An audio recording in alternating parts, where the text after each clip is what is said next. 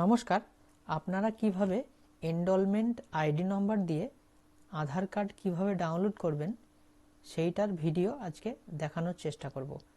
তার আগে বলি, ক্রোম ব্রাউজার থেকে কিন্তু অনেক সমস্যা হচ্ছে ডাউনলোড করতে আধার কার্ড। কিন্তু আপনাদের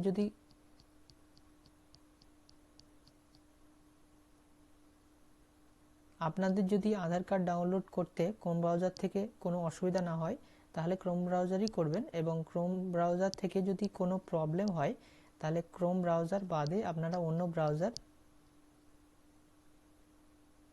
ব্রাউজার দিয়ে আপনারা আধার কার্ডটি ডাউনলোড করে নিতে পারেন। তাই আমি অন্য ব্রাউজার দিয়ে ওপেন করে নিয়েছি, তাই অন্য ব্রাউজার থেকে আমি ডাউনলোড করব। সর্বপ্রথমে আপনারা আধার কার্ড লিখে সার্চ করবেন গুগলে, তারপরে এখানে দেখতে পাচ্ছেন মাই আধার, এইখানে কিন্তু আপনারা ক্লিক করবেন। এরপরে আপনারা পেজটাকে একটু স্ক্রল ডাউন করে নিচের দিকে আসবেন, দেখবেন এখানে আধার কার্ড ডাউনলোড লেখা আছে, এখানে আপনারা ক্লিক করবেন। তারপরে এখানে দেখতে পাচ্ছেন এনরোলমেন্ট আইডি নম্বর, এখানে কিন্তু আপনারা ক্লিক করবেন। কিন্তু তারপরে এখানে দেখতে পাচ্ছেন 14 সংখ্যক এনরোলমেন্ট আইডি, এই আইডি নম্বরটি আপনারা কিন্তু এখানে দিয়ে দেবেন। তারপরে এখানে দেখতে পাচ্ছেন ডেটটা আপনাদের সিলেক্ট করতে হবে। এখানে ক্যালেন্ডার চুজ করে আপনারা এই ডেটটা কিন্তু সিলেক্ট করে নেবেন। আপনাদের যে কাগজ দেওয়া হয়েছে অথবা আপনাদের মোবাইলে এসএমএসে দিয়ে দেওয়া হয়েছে, ওই এসএমএসে পেয়ে যাবেন, অথবা কাগজে কিন্তু এই সবগুলি পেয়ে যাবেন।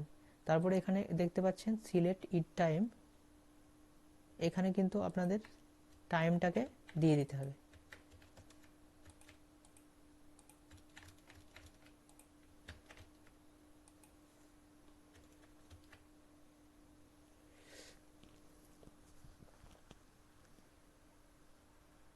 তারপরে এখানে আপনাদের টাইমটা কিন্তু এখানে চুজ করে নিতে হবে।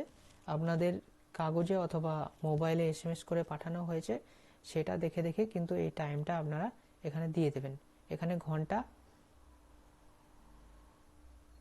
ঘন্টা, মিনিট, সেকেন্ড, এখানে এইগুলো দিয়ে দেবেন। এবং আপনারা এখানে ক্লিক করার পরে এখানে আপনাদের কিবোর্ড থেকে এটা কমিয়ে নিতে পারেন, বাড়িয়ে নিতে পারেন।